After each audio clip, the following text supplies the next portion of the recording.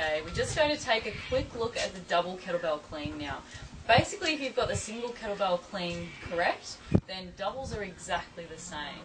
The main thing that you want to look out for, particularly when you're beginning, is that you can clean with an open hand or with the false grip. This is really important because if you don't, there's a very good chance that you'll squash your fingers in between the kettlebell handles, and that really hurts.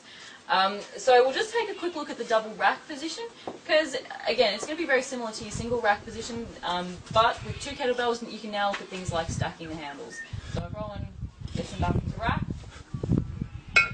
So depending on where you're comfortable, this will help for a lot of people stacking the handles, keeping the kettlebells, the handles in nice and close to the midline of the body. Some people will find it more comfortable to have them side by side. Doesn't matter too much, so long as your hands aren't right out to the side again, because this is going to cause too much pressure on the shoulder joint. I'm going to get Rowan to do just a couple of cleans now, and you'll see that everything's the same as it is with the single. So he's going to bring the kettlebells up close to the midline of his body, he's going to keep his elbows in close. Everything is pretty much exactly the same. So, there we go. So, same thing as it was with the single. Elbows close to the body, up close to midline. He's releasing his grip nice and early. Again, that open hand position is really, really important when you're cleaning with two kettlebells. One thing that you want to avoid doing, and people will often do this in order to prevent their fingers getting squashed if they're nervous or if they're still trying to grip the kettlebell when they're cleaning, is bringing the kettlebells right out and then trying to bring them back in. So I'll get Rowan to do a couple of those.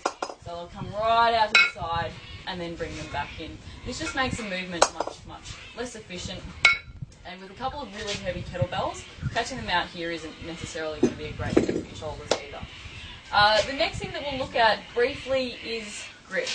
So with the double clean, you have a choice of how you move the kettlebells between your legs. So the first one that you can look at is exactly the same as the one arm swing. So back on that 45-degree angle, same as the one arm clean. For the one arm clean, you always want to use that one. It's going to be the most efficient because it's going to save you grip the most. And with cleans, grip is often the first thing to go. The next one that you can try, and this is sometimes better for people who have a short stance or anything like that, they find it hard to get two handles through their legs, is having the handles both front on. So a more neutral grip, and from that position there. So kettlebell swing back, there we go.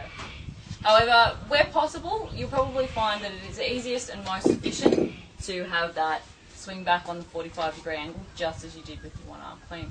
So there you go, there are your double cleans. As long as you've got the single arm clean right, you know how to keep your fingers out of the way, and you understand where you're most comfortable in double rack position, everything is going to be pretty simple with the double clean.